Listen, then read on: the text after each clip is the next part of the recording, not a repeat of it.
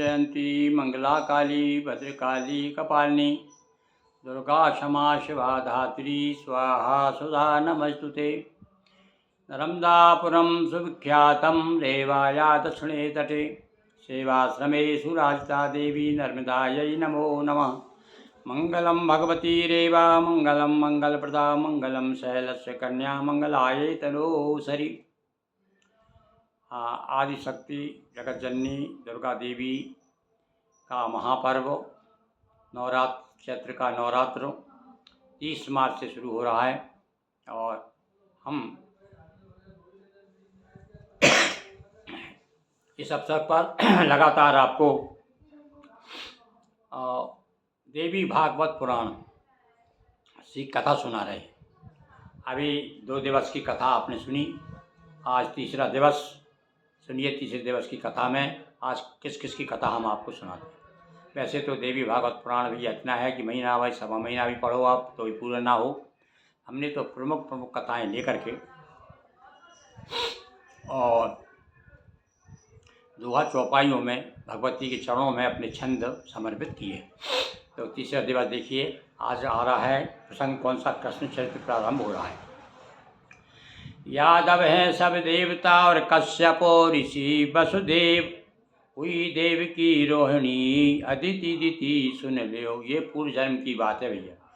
आओ उस समय द्वापर युग में जो यादव परिवार भगवान श्री कृष्ण से संबंधित है उसके बारे में देवी भागवत क्या कहता है। देखिए, यादव हैं सब देवता, कश्यप ऋषि वसुदेव। वसुदेव जी जो है कश्यप ऋषि का अवतार है और सारे जितने उनसे जुड़े हुए भगवान कृष्ण से यादव हैं वो सब देवता के रूप में देवता थे। इसी प्रकार से देवकी और रोहिणी, अदिति और दिति, कश्यप की 2 पत्नियां थी भाई, दिति और अदिति। यहाँ नंद बाबा की 2 पत्नियां थी, अदिति और दिति। तो ये कश्यप ऋषि की दोनों पत्नियां जो हैं ये दिति और अदिति थी। एक बार कश्यप ऋषि ज्ञानी, करूँ यज्ञ यह मन में ठानी। कश्यप गए वरुण के पासा, प्रगट की न अपनी अभिलाषा।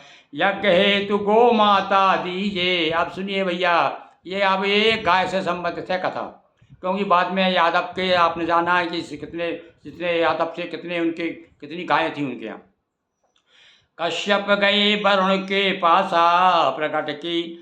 कश्यप ऋषि एक बार वरुण के पास में गए कि आप अपनी गौ माता हमें दे दीजिए, और आदर सहित गाय ले आए और प्रेम पूर्वक यज्ञ कराए। मांगी गाय न वापिस कीनी, क्रोधित वरुण शाप दे दी। देखिए आप, कश्यप ऋषि ने गाय तो ले आए, कई लोग अपने अपने ढंग से ज़्यादा पसंद आ गई होगी भाई गाय उनको, तो उन्होंने गाय जब वापस नहीं की तो वरुण देवता नाराज हो गए। मृत्युलोक जाओ बन ग्वाला, रखो गाय बन कर गोपाला। जाओ गोपाल बन जाओ, और कह दिया आपको श्राप देते हैं हम, और मृत्युलोक में जा कर के ग्वाले बन जाओ। देखिए अब आपको बताया उन्होंने कि भाई तुमको गाय ज़्यादा चाहिए ना, हमारी गाय वापस नहीं कर रहे, तो चलो तुमको हम गाय दिला देते हैं, दूसरे जन्म में तुम ग्वाला बन जाओ। जब से अपनी माँ से बिछड़े डकरा रहे बेचारे बछड़े। और देखो क्या कह रहे हैं वो वरुण जी, अरे महाराज तुमने गाय ले गए पर उनके बछड़े जो हैं और डकरा रहे हैं, यानी कि बार बार माँ माँ चिल्ला रहे हैं, तुमने गाय वापस नहीं की। तो ऋषि कहा, अदिति मानवी बनकर और रोएगी मृत सा होकर। और अदिति जो है ऋषि कहा तुम्हारी पत्नी ये दूसरे जन्म में देव की होगी और रोएगी मृतवत्सा होकर, इसके बहुत से बच्चे मरेंगे तब ये रोएगी। ये देखो कितने बच्चे हुए थे कृष्ण भगवान, कितने भाई थे। भोगेगी जीवन में कारा, दुखी रहेगा जीवन सारा। वरुण गए ब्रह्मा के पासा, कीना सब वृत्तांत खुलासा। विधि आज्ञा भी ऋषि ने मानी, कोप किया गूंजी विधि वाणी। 7 पत्नियों के तुम जाओ, यदुवंशी ग्वाला हो जाओ। और इस प्रकार से वरुण जी के श्राप से वसुदेव जी, देवकी, रोहिणी आदि सब जो है देवी देवता है ये ऋषि थे, और यहाँ श्राप के वशीभूत होकर के और फिर से अवतार लिया इन्होंने। वरुण और विधि शाप से कश्यप भय वसुदेव, और जिनके ग्रह में अवतरे कृष्ण देव के देव। इस प्रकार से उनका जन्म होता है भगवान कृष्ण का। ये कथा आपने, मैं समझ रहा हूँ, पहली बार सुनी। जो देवी भागवत जो सुनते हैं भाई, उनके लिए तो नई नहीं है। तो सुनिए आप। तो इस प्रकार से हमने आज आपको बताया कि किस प्रकार से कश्यप ऋषि और अदिति जो है दूसरे जन्म में देवकी रोहिणी हुए। देवकी का पूजन की कथा और सुनो, एक कथा और है देवकी की। सुनिए। दिति से अदिति की कैसे हुई तकरार, दिति हुई कैसे देवकी, कहो मुझे अवतार। दक्ष प्रजापति की कन्याएं, इनमें दो कश्यप भार्याएं। दक्ष प्रजापति की जो कन्या थी उनमें दो कश्यप की पत्नियां थी। अदिति पुत्र थे इंद्र महाना, अदिति सुत चाहा इंद्र समाना। अदिति पुत्र थे इंद्र महाना, अदिति के पुत्र इंद्र हुए।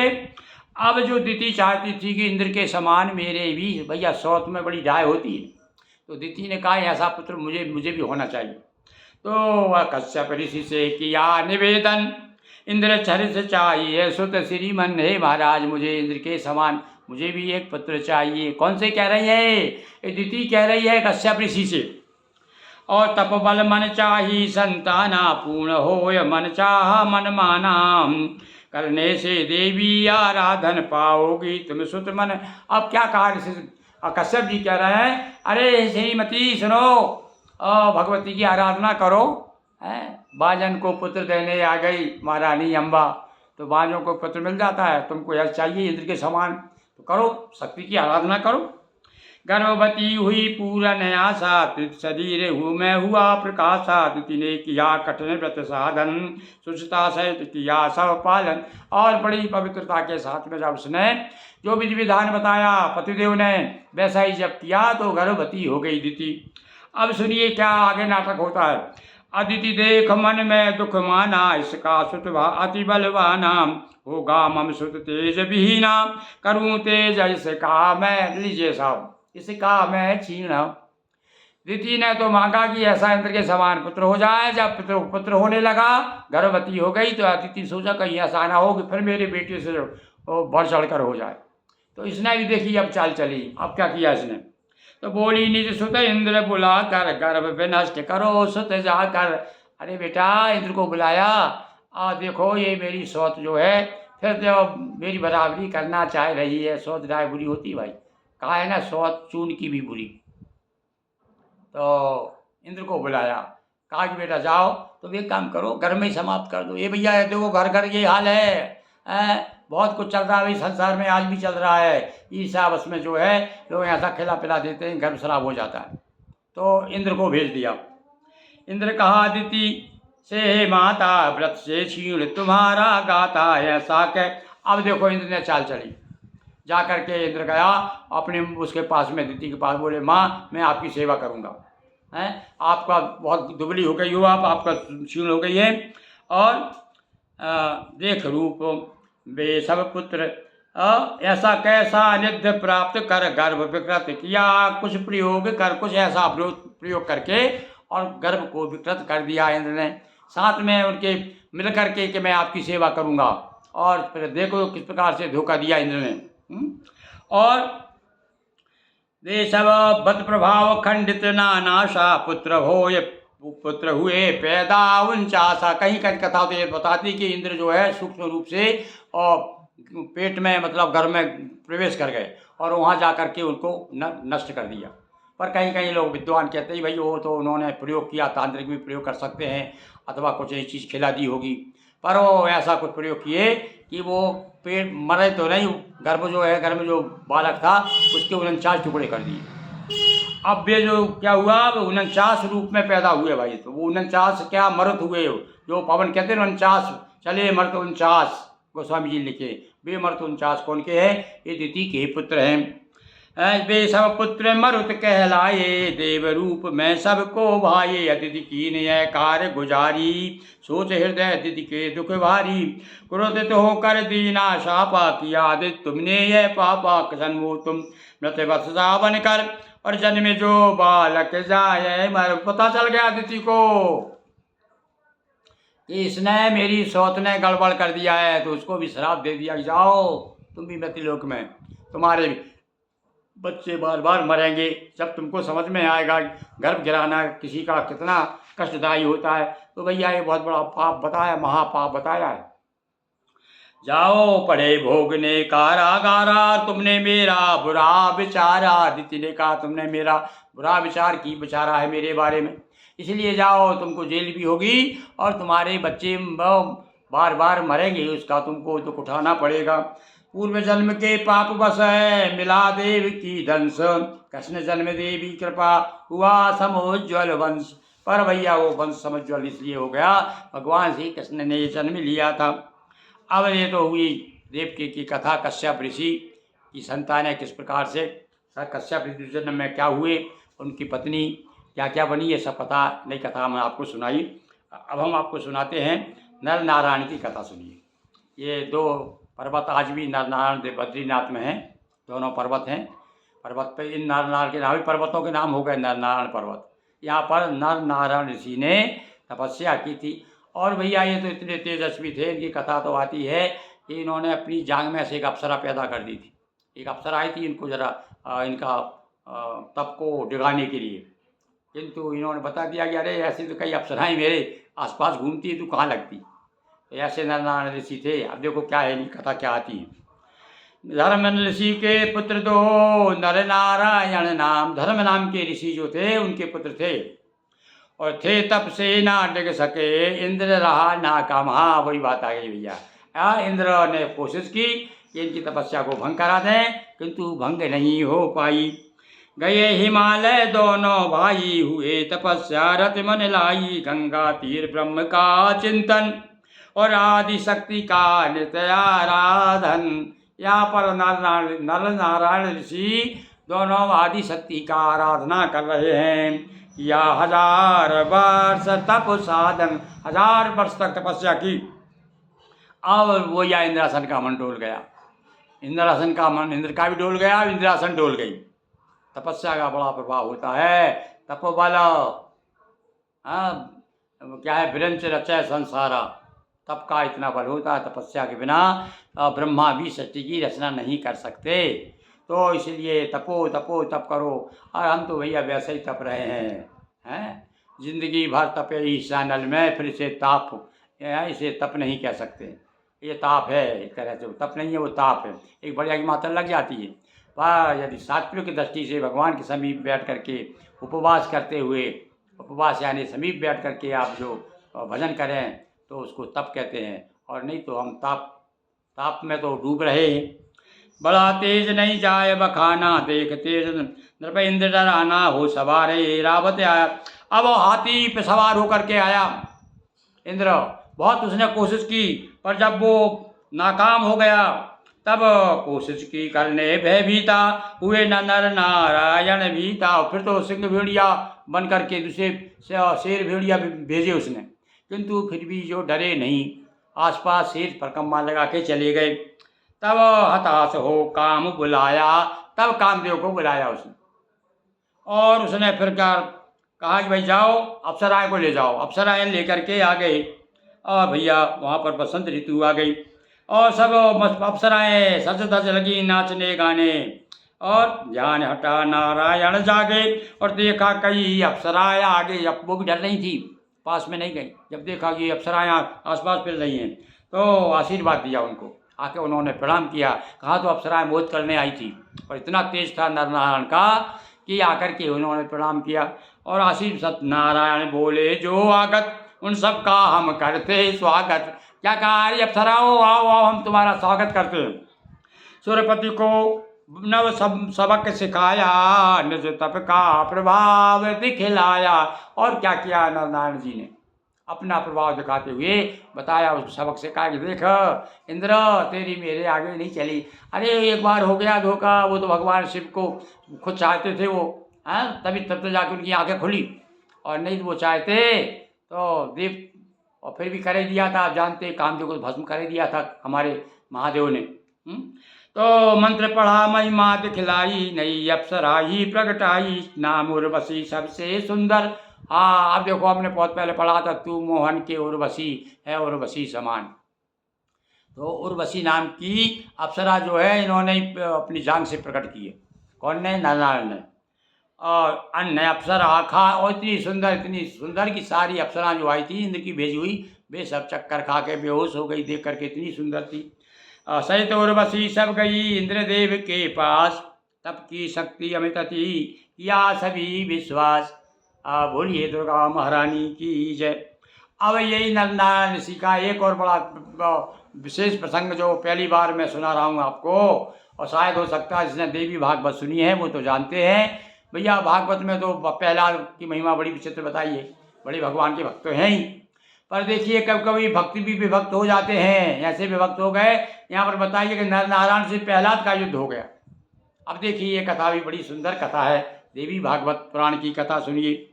तीर्थाटन करते हुए चवन ऋषि मति धीर, एक बार स्नान तो आए रेवा तीर। ज्यों ही जल में उतरे ऋषिवर, लिपट गया एक सर्प भयंकर। जिसने हरि सुमरे घबला कर, विषविहीन कीना हरि विषदल। सर्प प्रयास ऋषि ते ही काला, और सहसा पहुँच गए पाताला।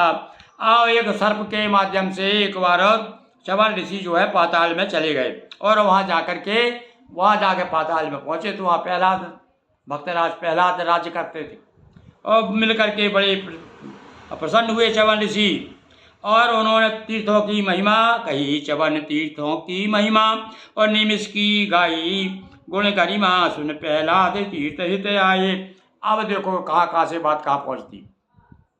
चवन ऋषि जब वहाँ पहुँचे, सत्संग हुआ, उन्होंने बताया तीर्थों की जब महिमा गाई, तो उन्होंने कहा भैया जो कौन सा क्षेत्र तीर्थ है? नैमिषारण्य तीर्थ सब तीर्थों में श्रेष्ठ है। तो इन्होंने कहा चलो मैं तीर्थ यात्रा करने जाता हूँ। तो चवन ऋषि की प्रेरणा से प्रहलाद जी पाताल से आकर के पृथ्वीलोक में आए, और यहाँ करके नैमिषारण्य में आए, नैमिषारण्य में। अब यहाँ आकर के क्या देखते हैं, अब देखिए विचित्र बात। धनुषर रखते अव्यर्थ तपोधन, तभी दिखे ऋषि नर नारायण। वहाँ पर नर नारायण भी आए हुए थे, उनके हाथ में धनुष बाण वगैरह रखे हुए थे वहाँ पास में आश्रम में। तो देख करके प्रहलाद ने कहा अरे कैसे भक्त थे? अब वो तो भैया सातवें भक्त था प्रहलाद। तो उसने कहा करिए अरे तुम कैसे भक्त हो, कैसा तीर्थ है यहाँ? धनुष बाण धनुष का और बाणों का और शस्त्र और अस्त्र का क्या जरूरत है? दोनों भैया वहाँ नर नारायण ऋषि थे, उन दोनों में विवाद हो गया। तो दोनों में जब हुआ विवादा, लड़ने को उद्यत प्रहलाद जी लड़ने को तैयार हो गए। कहा साधु हो सात धनुष सर, और क्यों करते ऐसा आडंबर कार्य? तुम साधु हो करके आडंबर कर रहे हो, हाथ में फरसा रखे हुए हो। अभी कहते हैं ना कुछ लोग, अरे तुम तो बाबा जी हो, तुम्हें राजनीति से क्या मतलब है? लोग कहते हैं ना जाओ तुम तपस्या करो, मतलब हम ही सब कुछ कर सकते हैं, बाबा नहीं कर सकता कुछ, साधु नहीं कर सकते। तो ये भैया ये कथा भी शिक्षा देती है, और इसीलिए तो शंकराचार्य जी ने बाद में कहते हैं कि अखाड़ों को रचना की, और शस्त्र और शास्त्र दोनों धारण कराए।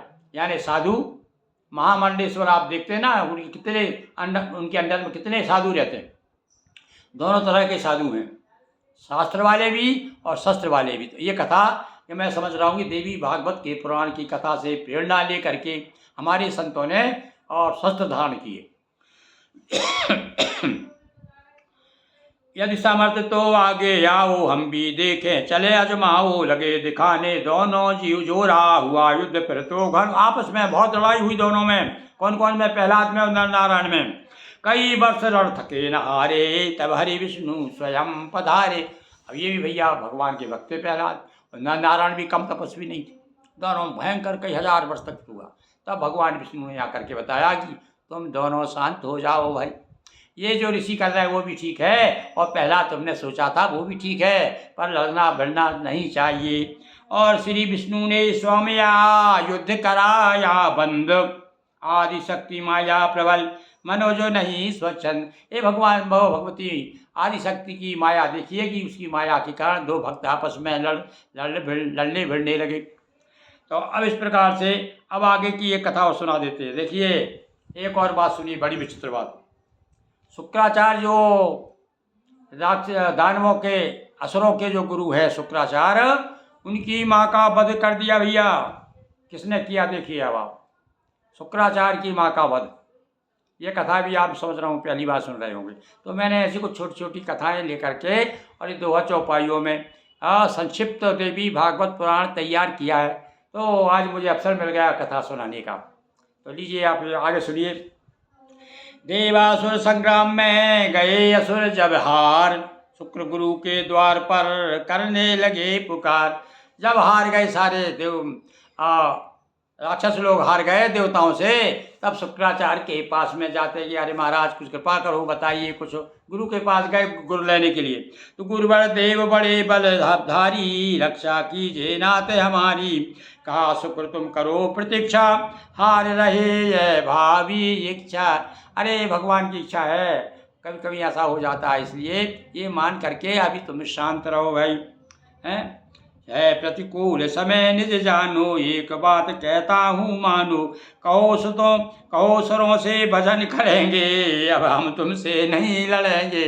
हाँ भैया देखो ये तो राजनीति है।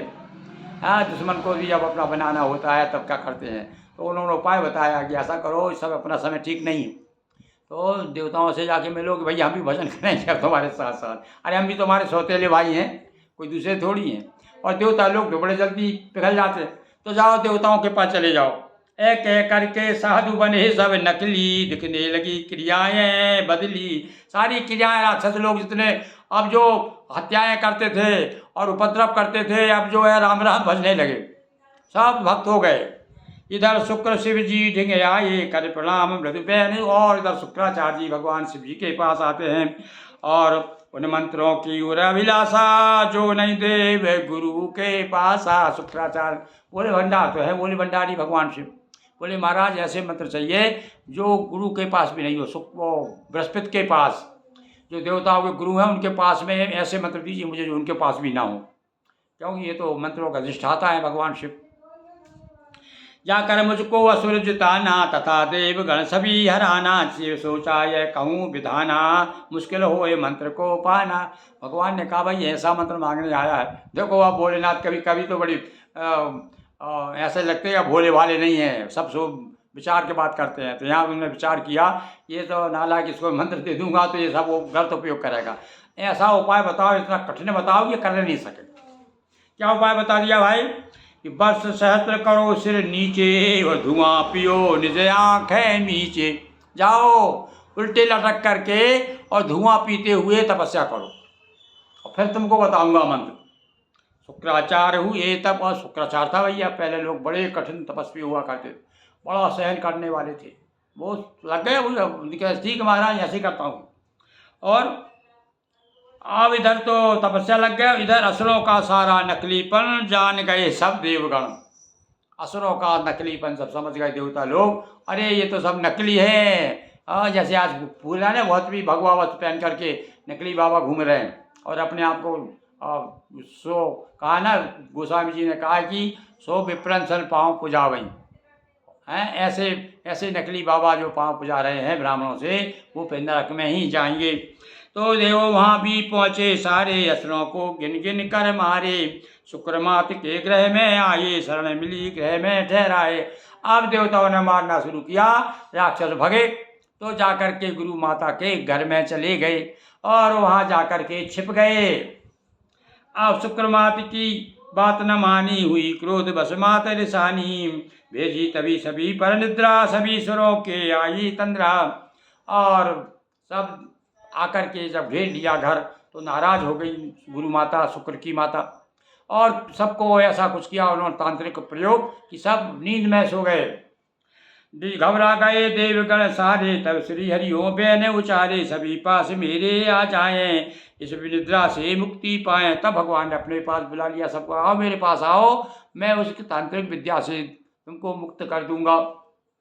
और देव समूह विष्णु ढिंगे आया, और शुक्रमात तभी अर्जी सिखाया। बौली विष्णु सहित सब सुरगण, और ग्रस लूंगी समझूंगी भोजन। हाँ भैया राक्षस की माता थी, राक्षस के गुरु की माता थी, और नाराज हो गई। अच्छा विष्णु तूने देवताओं को बचा लिया, मैं तुझे भी खा जाऊंगी। और जब इस प्रकार से गुस्सा किया तो बड़ी भयंकर रूप बनाकर, और ग्रसने आई आनन फैला कर। और जसने निज आनन फैला, अपना मुंह फैला करके और सब देवताओं को खाने को दौड़ी। तो वो चला सुदर्शन विष्णु का काट गिराया शीस। तब भगवान विष्णु ने, पर क्या करेंगे भाई, तब फिर शुक्राचार्य की माँ हो चाहे किसी आचार्य की माँ हो, ऐसा काम करेगी तो भैया क्या बचेगी वो। सुदर्शन छोड़ दिया भगवान ने, सुदर्शन चक्र छोड़ा और उसका वध कर दिया। अब आगे देखिए, शुक्र मातु भगनी, भगुपत्नी का जीवित होना और विष्णु को शाप दिया। शुक्राचार्य भी कम नहीं थे, आज शुक्राचार्य तपस्या करके लौटे और देखो है शुक्राचार्य मातु भृगुपत्नी, भृगु ऋषि की पत्नी थी, भृगु के पुत्र है ना शुक्रो। तो चलिए अब ये कथा और सुन लेते हैं। शुक्र मातु भृगु भार्या, ब्राह्मण वध का पाप, स्वयं विष्णु भगवान ने भृगु का ओढ़ा शाप। भृगु ने ऐसे शाप दिया था। ये है पूछे, ये कारण लोग नहीं बता पाते कि लात क्यों मारी थी भृगु ने। अरे भाई, भृगु की पत्नी कोई मार डाला कौन ने, भगवान विष्णु ने, तो श्राप नहीं देगा क्या और वो नाराज नहीं होगा क्या। तो देखिए, अब जब भृगु भार्या शुक्र मातु भृगु भार्या और ब्राह्मण वध का पाप, ये शुक्र की तो माँ थी और भृगु ऋषि की पत्नी। अब जब भृगु भार्या रोष दिखाया, डर सुरेंद्र विष्णु ढिंगे आया, देखा विष्णु ब्राह्मणी आते, करूं खत्म सबको ऋषि आते, श्री हरिचक्र सुदर्शन द्वारा शीश काट किया सारा, स्त्री बध ऊपर से ब्राह्मण और भृगुमय ऋषि के ऋषि का कारण। इसीलिए भृगु ऋषि नाराज हुए थे। कथा ये भी है, हो सकता है मन में उनके रहा हो, चलो देवता ने मुझे भेजा है तो मैं बदला लूंगा, इसलिए लात मारी भैया। और नहीं तो ये विचित्र बात देखो, ये बात पंडित लोग नहीं बताते कोई। अरे भाई, जब आप शंकर जी के जगह तो वहाँ क्यों लात नहीं मारी आपने, वहाँ क्या परीक्षा हो गई, वहाँ क्या बात हुई, यहाँ से लात कैसे मार दी। तो जरूर मन में उनके प्रति विरोध की भावना थी, कोई ना कोई बात थी। तो ये मालूम था उनको मेरी पत्नी को, इसीलिए तो मारा। वैसे बाद में पत्नी को जीवित कर लिया उन्होंने।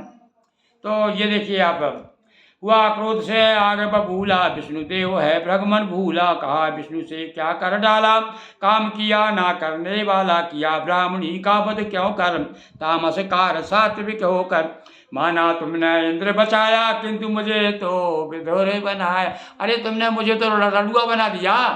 वो कह रहा है, भृगु ऋषि कह रहे हैं, मान लिया इंद्र को बचाया, इंद्र को खा जाते हो, पर तुमने क्या किया है। अतः श्राप देता हूँ भारी और मृत्यु लोक में हो। अब श्राप दिया भृगु ने, जाओ मृत्यु लोक में अवतार धारण करो। देकर शाप आश्रम आकर, हाथों में पत्नी सर लेकर, विष्णु तुम्हारा वध कर डाला, पर मैं जीवित करने वाला मम जीवन, यदि सत्य परायण किए धर्मयुत सभी आचरण, जीवित हो कह कर जल सिंचन, हुआ तुरंत प्राण। बोले यदि सत्य में जीवन मेरा सत्य पर आधारित है, भृगु ऋषि ने कहा। देखिए कैसे ऋषि थे, हाथ में जल लिया, जो छिड़का वो पत्नी फिर से जीवित हो गई। ये बड़ी विचित्र कथा है। ये इतने तप में इतना बल हुआ करता था कि भाभी मैट सके त्रिपुरारी, जो होनहार है उसको भी मैट देते हैं भगवान। भृगु तप त्याग प्रभाव से पत्नी जीवन दान, आई चेहरे पर सभी फिर से नव मुस्कान। बोलिए दुर्गा महारानी की जय। आज भैया तीसरे दिवस इतना ही, क्योंकि हम ज़्यादा बोल भी नहीं पाते, उम्र के हिसाब से थक जाते हैं। और सुंदर कथाएं, कितनी कथाएं हो गई आज, आप सुनेंगे तो आपको आनंद आएगा। और अब जितनी भी कथा हो जाए, अपन 9 दिन तक तो कथा सुनाएंगे और आगे भी चलती रहेगी कथा जब तक पूरी नहीं होगी। इसी प्रकार से देवी भागवत की कथा चलती रहेगी। आज हो गया तृतीय दिवस, तृतीय विश्राम कह सकते हैं अपन इसे। बोलिए दुर्गा महारानी की जय।